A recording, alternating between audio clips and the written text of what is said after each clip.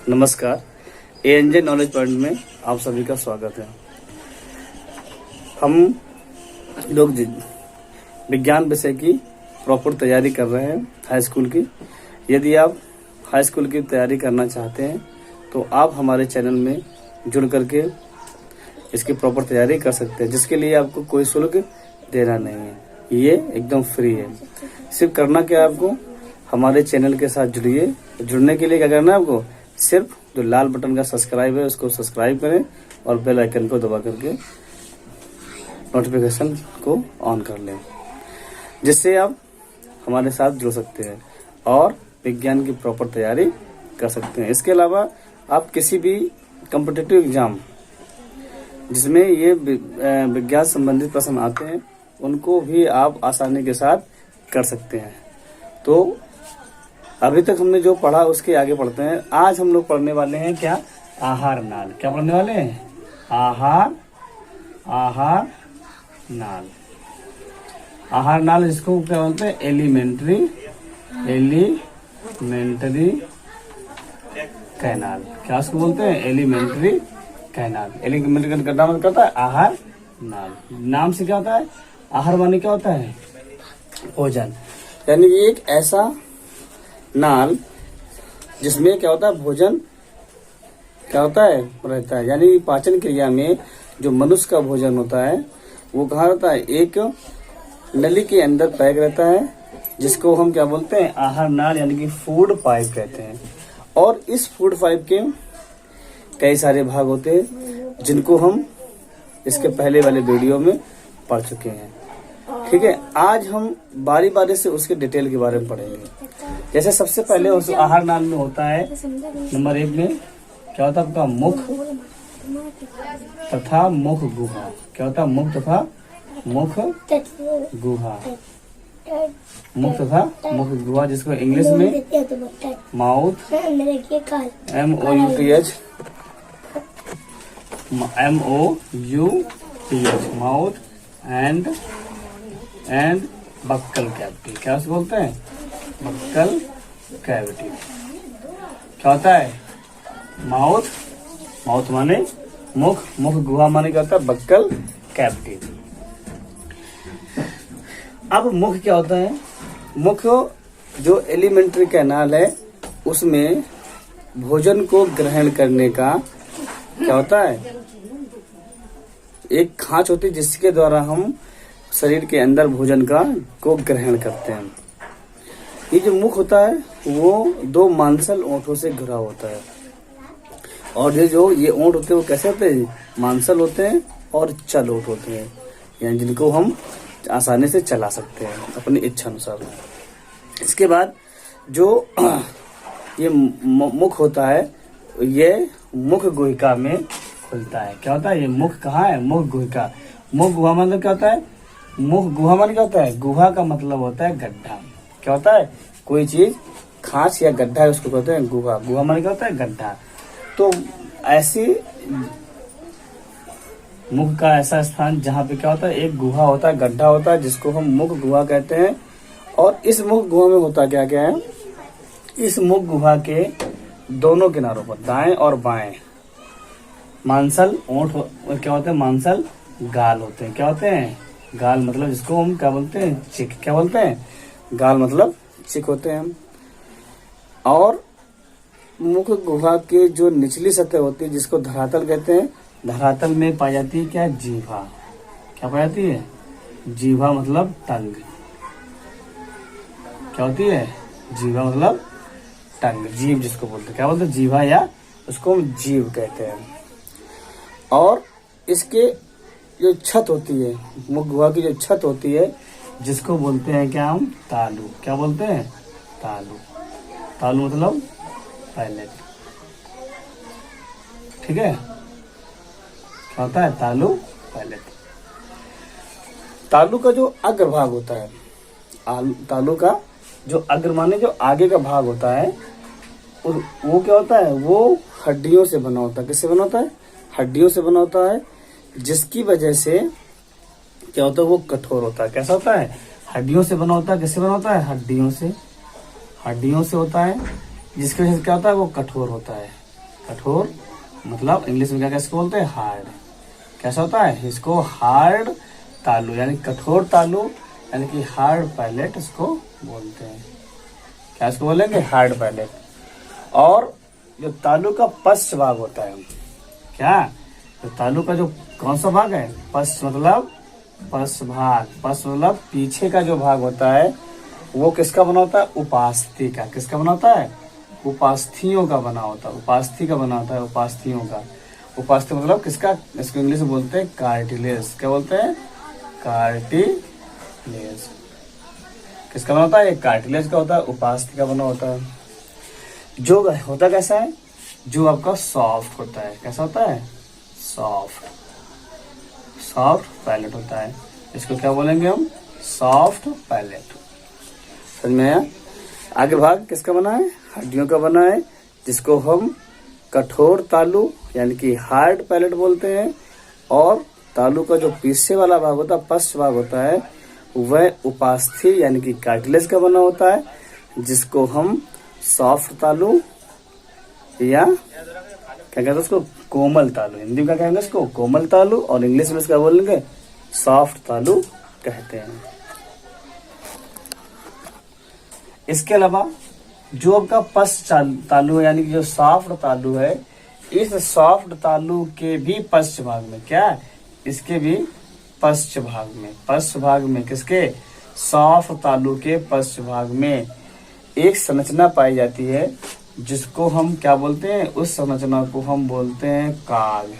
क्या बोलते हैं उसको, काग। काग या अलजीवा। क्या उसको बोलते हैं, अलजीवा। क्या उसको बोलेंगे, काग या अलजीवा। इंग्लिश में यूवुला। क्या उसको बोलते हैं, यूवुला। समझ में आया। यानी कि जो आपका सॉफ्ट तालु है, उस सॉफ्ट तालु के पश्च भाग में यानी कि पीछे के स्थित एक संरचना होती है, जिसको हम क्या बोलते हैं, अलजीवा यानी कि यूवुला बोलते हैं। और जो यूवुला होता है वह जो आपकी मुख गुहा है, कहाँ, मुख गुहा, और जो ग्रसनी है, ग्रसनी की गुहा होती है, उन दोनों गुहाओं के बीच में लटका हुआ होता है। क्या होता है, उन दोनों गुहाओं के बीच में ये कहाँ पे पाया जाता है, ये जो पाया जाएगा अलजीवा कहाँ पाया जाता है, ये आपका जो मुख गुहा है, मुख गुहा मतलब जो बक्कल कैविटी है, और जो आपका ग्रसनी गुहा है, कौन सी, ग्रसनी गुहा। ग्रसनी गुहा मतलब फेरेनिक्स कैविटी है, इन दोनों के बीच में लटका हुआ पाया जाता है। और इसी के समीप में लसिका ऊतक से, इसी के समीप में क्या होता है, एक लसिका ऊतक, किसके, लसिका ऊतक से बनी संरचना होती है, जिसे गल तुंडिका। क्या उसको बोलेंगे, गल तुंडिका। क्या बोलते हैं इसको, गल तुंडिका, या इंग्लिश में इसको क्या बोलते हैं, इसको क्या बोलेंगे, इसको बोलते हैं गल तुंडिका। और इंग्लिश में इसको क्या बोलते हैं, टॉन्सिल्स। क्या इसको बोलते हैं, गल तुंडिका या TONSILS, टॉन्सिल्स बोलते हैं। ये कहाँ पाई जाती है, ये जो आपकी यूवुला के समीप पाई जाती है, जिसमें किसका बना होता है, लसिका ऊतक का बना होता है। इसके अलावा मनुष्य के मुख गुहा में पाए जाते हैं आपके दांत। कैसे, क्या पाए जाते हैं, दांत। दांत मतलब टीथ। क्या पाए जाते हैं, टीथ। जो ये मनुष्य के दांत होते हैं वो कैसे होते हैं, मनुष्य के दांत होते हैं आपके गर्त दंती। कैसे होते हैं, गर्त दंती। गर्त दंती मतलब क्या, उसको क्या होता है, थ्यूकोडोंट।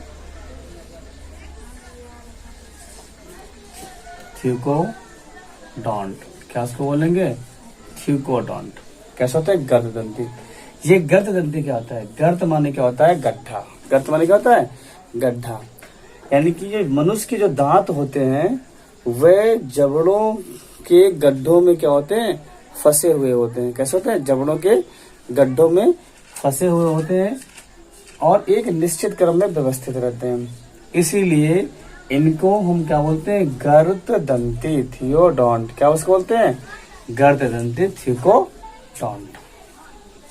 इसके अलावा जो मनुष्य के दांत होते हैं वो होते हैं आपके विषम दंती। कैसे होते हैं? विषम दंती। ये विषम दंती क्या होता है? विषम दंती मतलब हेटेरोडोंट। क्या कहेंगे इसको? हेटेरोडोंट। इंग्लिश में इसको क्या बोलते हैं? हेटेरोडोंट। यानी कि जो मनुष्य के दांत होते हैं वो कैसे होते हैं? गर्तदंती होते हैं। और कैसे होते हैं आपके? विषम दंती मतलब हेटेरोडोंट होते हैं। हेटेरो मतलब क्या होते हैं? यानी कि मनुष्य के दांत सारे के सारे एक समान नहीं होते हैं। मनुष्य के दांत कई प्रकार के होते हैं। जैसे विषम दंती में आता है आपका पहला क्या होते हैं आपके? इसको बोलते हैं कृदंत। क्या होते हैं? कृंतक। क्या होते हैं आपके? कृंतक। कृंतक मतलब क्या होता है? इनसीजर। क्या इसको बोलेंगे हम? इनसीजर्स। दूसरे होते हैं आपके रदनक। क्या इसको बोलते हैं? हिंदी में रदनक। क्या होता है? कृंतक मतलब इंसीजर। दूसरे क्या होते हैं? रदनक। रदनक मतलब क्या होते हैं? रदनक को बोलते हैं कैनाइन। क्या होते हैं? कैनाइन्स। कृंतक क्या होते हैं? यानी कि ऐसे दांत जो किसी भी वस्तु को काटने का काम करते हैं। क्या करते हैं? किसी भी वस्तु को काटने का काम करें तो ऐसे दांतों को क्या बोलते हैं? हम कृंतक कहते हैं। समझते कैसे? जैसे आपको सेब खाना है या अमरूद खाना है तो आप कैसे खाएंगे? जब उनको हम दिखाओ कैसे खाते हैं इसको। जब खाते हैं जिन दांतों से हम सेब को काटते हैं, यानी कि जो काटने के काम आते हैं दांत, उन दांतों को क्या हम कहेंगे? कृंतक यानी कि इंसीजर। क्या बोलते हैं उसको? इंसीजर। दूसरा जो होता है आपका दांत होता है जिसका नाम है क्या? रदनक। रदनक को क्या इंग्लिश में बोलते हैं? रदनक को इंग्लिश में बोलते हैं कैनाइन। क्या उसको बोलेंगे? कैनाइन। CANNINES। कैनाइन्स। कैनाइन्स क्या होते हैं? यानी कि ऐसे दांत जो चिड़ने फाड़ने का काम करते हैं। कैसे? जैसे मान लीजिए यदि आपको क्या गन्ना चूसना है, क्या करना है? गन्ना चूसना है तो आप कैसे चूसते हैं? कहाँ से चूसते हैं? आप देखा होगा आपने। अगर गन्ना चूसा है तो आपने देखा होगा। अगर या आपको मान लो कोई कपड़ा है, कपड़े को दांत से फाड़ना है पकड़ के, तो किस जगह इसको पकड़ फाड़ेंगे? आगे दांतों से? नहीं। कहाँ से फाड़ेंगे? तो जिन दांतों से हम चीरने फाड़ने का काम करते हैं उन दांतों को क्या बोलते हैं? हम रदनक कहते हैं। और जो तीसरा होता है आपका दांत जो होता है उसको बोलते हैं अग्रचर्वणक। क्या बोलते हैं? अग्रचर्वणक। ठीक है, जिसको क्या बोलते हैं इंग्लिश में? इंग्लिश में बोलते हैं इसको प्रीमोलर। क्या बोलते हैं इसको? प्रीमोलर्स। यानी कि ऐसे क्या हिंदी में इसको क्या बोलेंगे? अग्रचर्वणक और इंग्लिश में प्रीमोलर। ये क्या होते हैं? यानी कि वह दांत जो किसी भी वस्तु को क्या करें? चबाने का काम करते हैं। क्या करते हैं? जिसको चबाने का काम करते हैं। तो ऐसे दांतों को के समूह को क्या कहते हैं? हम प्रीमोलर बोलते हैं। और चौथे होते हैं आपके दांत जिनको बोलते हैं चर्वणक। क्या होते हैं आपका? चर्वणक होते हैं। यानी इसको बोलते हैं इंग्लिश में मोलर। क्या बोलेंगे? मोलर। मोलर क्या होते हैं? तो मोलर्स। ठीक है, ऐसे दांत जो क्या होते हैं? किसी भी वस्तु को पीसने का काम करते हैं। यानी कि किसको करते हैं? पीसने का काम करते हैं। जिनको खाना है उसको भोजन को पीस के क्या करेंगे? चबा इसको पीसेंगे। तो जो पीसने का काम करेंगे उन दांतों को क्या बोलते हैं? हम चर्वणक। तो हमने देखा कि जो दांत होते हैं वो एक समान नहीं होते। ना तो उनकी बनावट समान होती है और ना ही उनका कार्य एक समान होता है। तो इसीलिए मनुष्य के दांतों को हम क्या बोलते हैं? विषम दंती। क्या बोलते हैं उसको? विषम दंती कहते हैं। और इनका कार्य हम देख रहे हैं क्या है? अलग अलग। इनका काम क्या है? किसी का कार्य काटना है, किसी का काम फाड़ना है, चीरना फाड़ना है, किसी काम क्या इसको क्या करना है, इसको चबाना है, किसी काम करना है, उसको पीसना है। तो कार्य भी अलग है, संरचना भी अलग है, कार्य भी अलग है, इसीलिए इनको क्या बोलते हैं आपका, कैसे होते हैं, विषम दंती। इसके बाद अगला आता है आपका स्टेप जिसको बोलते हैं मनुष्य के दांत कैसे होते हैं, द्विबार दंती होते हैं। क्या होते हैं आपके, द्विबार दंती, द्विबार दंती। इसको क्या बोलेंगे, बाई, क्या बोलेंगे, डियो डाई फियोडोंट, डाइफियोडोंट। क्या इसको बोलते हैं, डाइफियोडोंट, डाइफियोडोंट, यानी कि द्विबार दंती। ये क्या होते हैं, क्या नाम है, द्वि माने दो, यानी कि ऐसे दांत, मनुष्य के दांत जीवन काल में कितने बार आते हैं, 2 बार आते हैं। यानी कुछ दांत ऐसे होते हैं जो जीवन काल में 2 बार आते हैं। तो इसकी वजह से इनको क्या बोलते हैं, क्या बोलेंगे इसको, द्विबार दंती, यानी डाइफियोडोंट। क्या इसको बोलते हैं, डाइफियोडोंट। मनुष्य में ऐसे दांत जो कैसे होते हैं, जो 20 दांत ऐसे होते हैं, कैसे, जब 20 दांत ऐसे होते हैं जो जीवन काल में 2 बार उगते हैं। इन 20 दांतों को हम क्या बोलते हैं, दूध के दांत कहते हैं। किसको कहते हैं, दूध के दांत।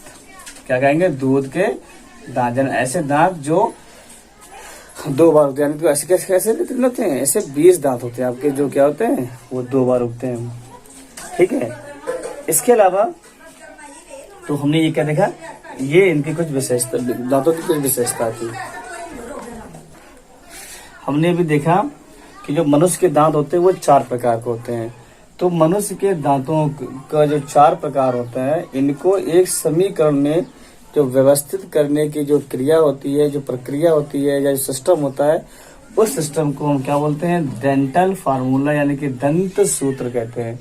दंत सूत्र क्या होता है, ये होता है आपका, इसके लिए संख्या रखना है 21, 23। इसमें एक वयस्क पुरुष में, किसमें, एक वयस्क पुरुष में या स्त्री में, किसी वयस्क में क्या होता है, इसकी संख्या कितनी होती है, 21, 23। 21, 23 मतलब इसको रखेंगे 21 क्या होते हैं, ये होते हैं आपके 21, 23 बटे 21, 23। ये 4 पहले कौन सा, इंसीजर, इंसीजर मतलब आई। ठीक है। क्या होता है, दूसरा क्या आपका, कैनाइन। कैनाइन कितने होते हैं आपके, कैनाइन सी। इसके बाद क्या होता है, प्रीमोलर PR, और मोलर क्या होता है, M। ऐसे इसमें लिखेंगे IC PR और M, PM, प्रीमोलर PR ने PM और M गुणे 2। ये जो फार्मूला होता है इसको बोलते हैं क्या, हम वयस्क व्यक्तियों के लिए फार्मूला है। यानी कि कहने मतलब क्या होगा, जो इंसीजर होते हैं, वो जो जबड़ा होता है, जबड़े के अर्ध भाग कैसे निकालते हैं, इसके जबड़े के अर्ध भाग निकालते हैं। इनकी संख्या 2 होती है, इंसीजर की संख्या 2 होती है, कैनाइन की संख्या 1 होती है, प्रीमोलर की संख्या 2 होती है, और मोलर की संख्या 3 होती है। यानी कि अगर इनको जोड़ेंगे 2, 1, 3, 2, 5, 3, 8, कितना आएगा, 8, और नीचे भी कितना आएंगे, 8, और गुणा करेंगे 2 से, कितना आएगा, 8 दूनी 16, ये और 16 ये कितना हो गया आपके 32। ठीक है। इस प्रकार हम निकालते हैं। ऐसे अगर आपको निकालना हो शिशुओं में, जो शिशु होते हैं उनमें दांतों की संख्या कितनी होती है, तो उसके लिए फॉर्मूला होता है आपका क्या, 21, 0 कितना होता है, 21, 0 2 बटे 21, 0 2, 21, 0 2, कितने, 2 इंसीजर, 1 कैनाइन, प्री मोलर इसमें नहीं पाए जाते हैं, और मोलर कितने होते हैं, 2 होते हैं। नीचे वाले जबड़े में भी वही होता है, 2 इंसीजर, 1 कैनाइन, प्री मोलर कुछ भी नहीं, और मोलर कितने, 1 गुणे 2, कितने आएंगे तुम्हारे, 2, 1, 3, 2, 5, 5 बटे 5 इंटू कितना हो गया, 2, कितना है 10 बटे 10 बराबर कितना आ गया आपके आगे 20। यानी कि 10 ऊपर वाले जबड़े में और 10 नीचे वाले जबड़े में टोटल कितने होते हैं। यानी कह सकते हैं कि शिशुओं में जो दांतों की संख्या होती है वो कितनी होती है? 20 होती है। जबकि वयस्कों में दांतों की संख्या कितनी होती है? 32 होती है। इनमें किसकी संख्या कितनी है? मोलर। अब निकालते कैसे इसको देखते हैं। जब हम कभी भी लेते हैं जबड़ा कैसा होता है आपका? ये अर्धचंद्राकार होता है। और इस के जबड़े का एक जबड़ा नीचे वाला और एक जबड़ा क्या होता है आपका? ऊपर वाला होता है। तो जितने दांत नीचे जबड़े में होते हैं उतने ही क्या होते हैं? ऊपर वाले में भी होते हैं। तो जब कभी भी हम लेते हैं तो इसका एक जबड़े का आधा भाग लेते हैं। जो ये लिखा है, कहाँ लिखा है? इसके आधे भाग में, यानी कि इतने भाग में आपके 2 इंसीजर होंगे और एक आपका कैनाइन होगा, 2 आपके प्री मोलर होंगे और एक क्या होगा? मोलर होगा। ठीक है, इतने ही इस तरफ भी होंगे और इतने ही ऊपर वाले जबड़े में होंगे। तो जब भी हम फार्मूला निकालते हैं तो किसी भी जो आपका जबड़ा होता है उस एक जबड़े के अर्ध भाग को लेते हैं। किसके? एक जबड़े के अर्ध भाग, ये ऊपर वाले का और ये नीचे वाले जबड़े का।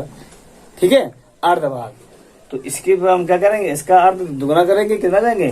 तो एक जबड़े के अर्ध भाग में 16 और इसी प्रकार इस वाले में क्या होंगे? 16 और 16 उसमें होंगे, यानी कुल मिलाकर कितना हो जाएंगे? 32। तो इस प्रकार हम क्या करते हैं? डेंटल फार्मूला निकालते हैं। इसके बाद आगे देखते हैं। दांतों की संरचना को देखने के बाद अब हम देखते हैं किसको? अब इसका मुख गुहा में क्या पाया जाता है? एक जीवा पाई जाती है। कहाँ पाई जाती है? उसके धरातल पे। अब जीवा में क्या होता है? जीवा में कई प्रकार की क्या होती है आपकी? स्वाद कलिकाएं पाई जाती हैं, जिससे अलग अलग प्रकार का हम स्वाद का अनुभव करते हैं। तो देखते पहले हम जीवा की संरचना कैसी होती है। जीवा जो होता है वो मुख गुहा के निचले सतह पर यानी धरातल पे पाई जाने वाली संरचना होती है।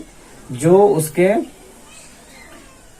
पीछे की तरफ क्या होती है? पीछे की तरफ क्या होती है आपकी? वो जुड़ी हुई होती है और आगे कैसे होती है आपकी? स्वतंत्र होती है।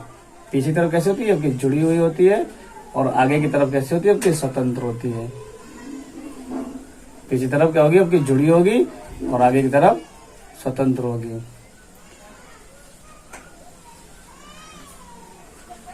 इसमें क्या होता है? कई प्रकार की संरचनाएं। ये क्या है आपका? जीवा है।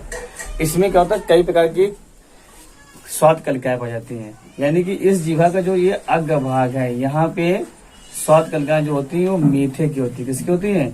मीठे स्वाद की। किसके से कहा? मीठे स्वाद की। इसके अलावा जो ये आपका पश्च भाग है, ये क्या है आपका? जो पश्च भाग है, यहाँ पे जो कलिकाएं पाई जाती हैं जीवा में, वो पाई जाती हैं कड़वे स्वाद की। किसके? कड़वे स्वाद की। और जो इसका जो पार्श्व भाग होता है, क्या होता है? जो इसका जो पार्श्व भाग, पार्श्व मतलब जो किनारे वाला भाग होता है। ठीक है, इसका ये जो किनारे वाला भाग दिख रहा है, ये किनारे वाला भाग, यहाँ पे जो कलिकाएं पाई जाती हैं वो पाई जाती हैं आपके खट्टे की। किसकी? खट्टे स्वाद की। किसकी? खट्टे स्वाद की। और जो ये मीठे और ये जो आपका बचता है बीच वाला भाग, ये यहाँ पे जो पाई जाती है संरचना, ये कलिकाएं ये पाई जाती हैं आपके किसके? नमकीन स्वाद के लिए। ठीक, किसके स्वाद के लिए? नमकीन स्वाद के लिए। तो इस प्रकार जो आपके जीवा होती है उसके अलग अलग क्षेत्र में क्या होते हैं? अलग अलग क्षेत्र में अलग अलग स्वाद कलिकाएं पाई जाती हैं, जिससे हम उस पदार्थों का स्वाद को हम अनुभव कर पाते हैं। इसके अलावा इसका क्या होता है? इसका कार्य भोजन को चबाने में सहायता करना। जिनका क्या काम होता है? जो भोजन को चबाने में सहायता करना होता है। और इसमें जो सलाइवरी ग्लैंड्स होती है, इससे क्या होता है? इसमें सलाइवा निकलता रहता है, जिससे क्या होता है? जीभ कैसे होती है? जिसमें इसमें चिपचिपी, मतलब कैसे होती है? सूखती नहीं, चिपचिपी बनी रहती है। और क्या काम होता है? और ये आवाज को निकालने में यानी बोलने में भी क्या करती है? सहायता करती है। इसके अलावा अब हम देखते हैं मुख गुहा में क्या पाई जाती है आपकी? लार ग्रंथियां पाई जाती हैं। कितने पाई जाती है? लार ग्रंथियां। क्या पाई जाती है? लार ग्रंथियां। लार ग्रंथियां, लार ग्रंथियां।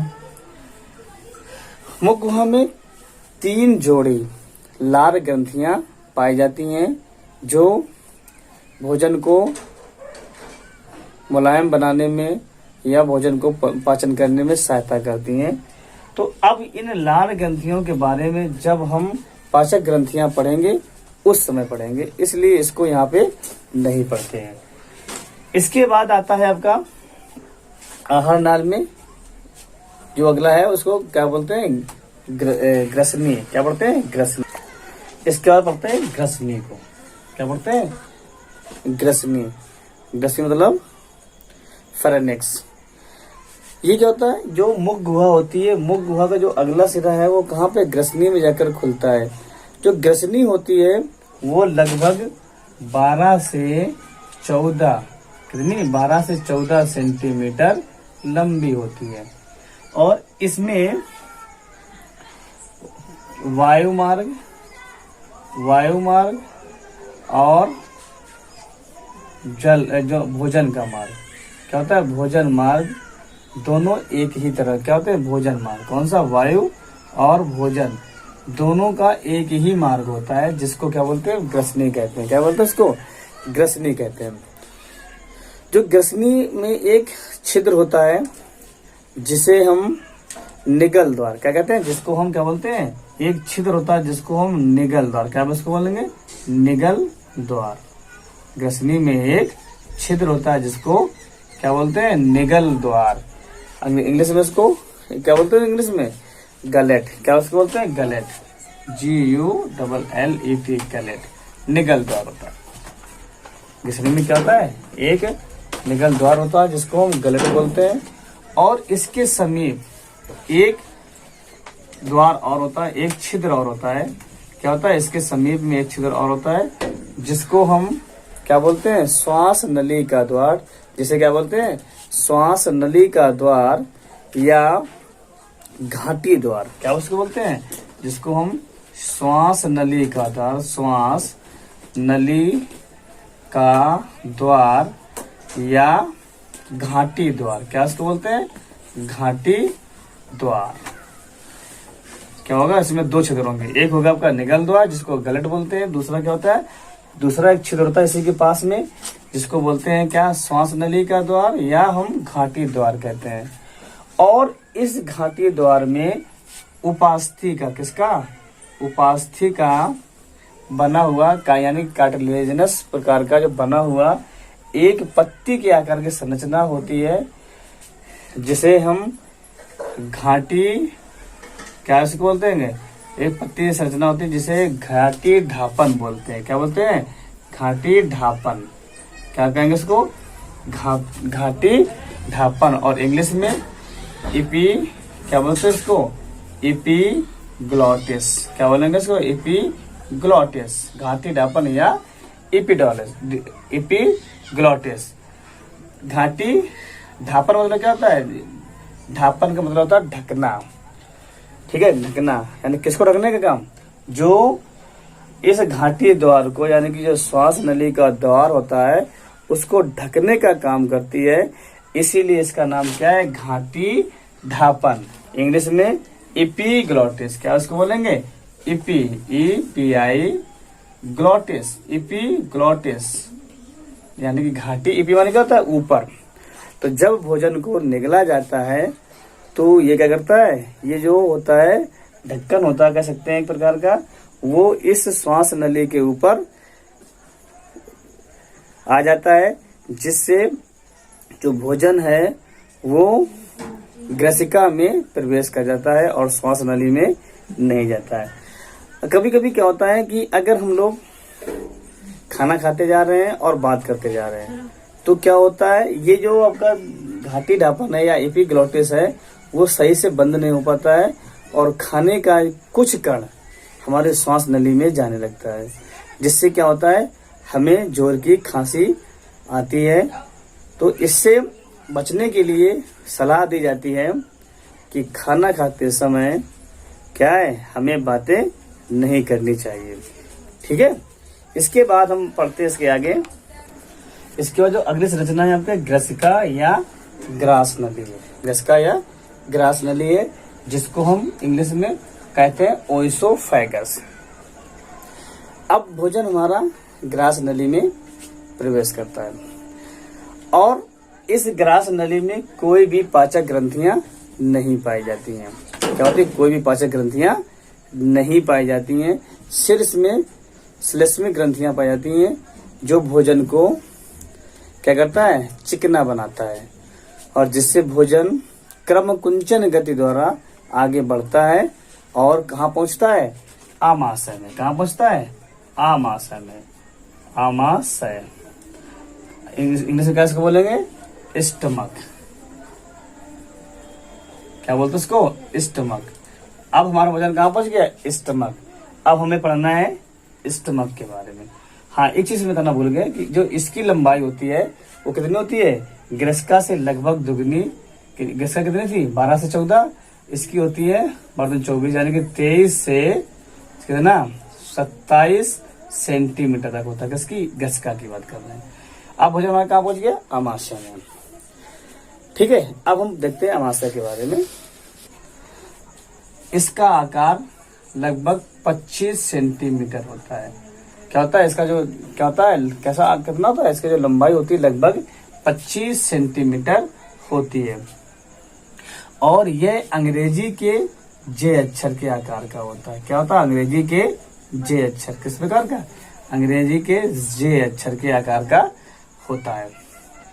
और ये जो आहार नाल है, आहार नाल का सबसे चौड़ा भाग होता है। क्या होता है? ये आहार नाल का सबसे चौड़ा भाग होता है और इसमें अनेक क्या होती है?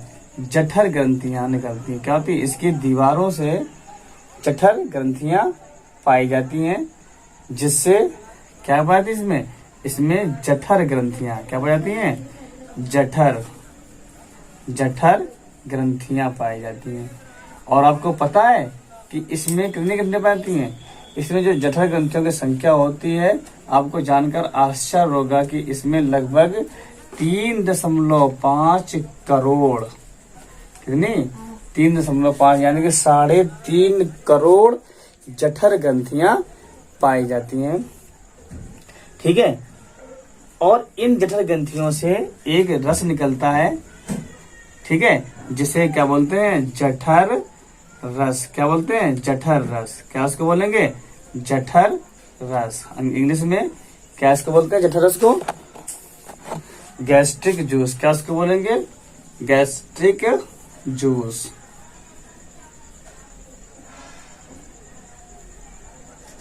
गैस्ट्रिक जूस, जठर रस।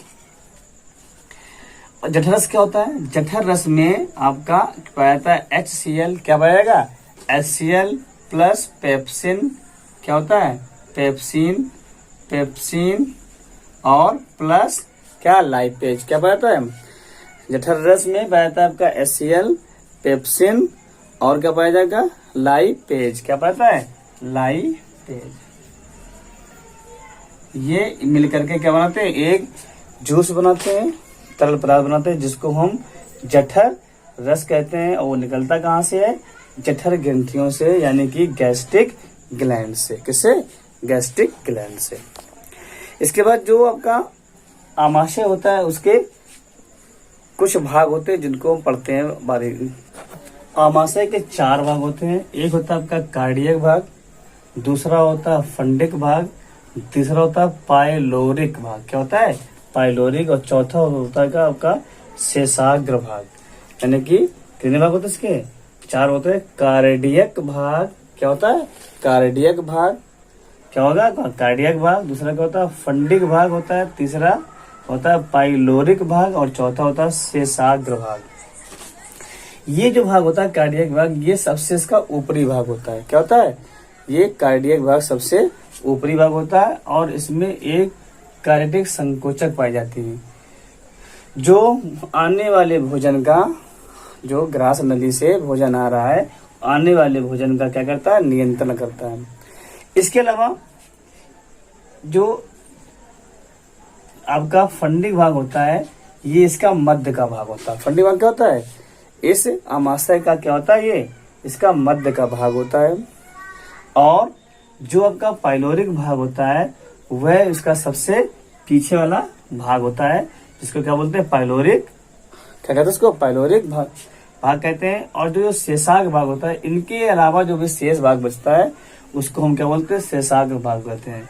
और इस पाइलोरिक भाग में एक ये संरचना पाई जाती है जिसको हम पाइलोरिक संकोचक कहते हैं, जो क्या करता है? भोजन को छोटी आंत में जाने का नियंत्रण करता है।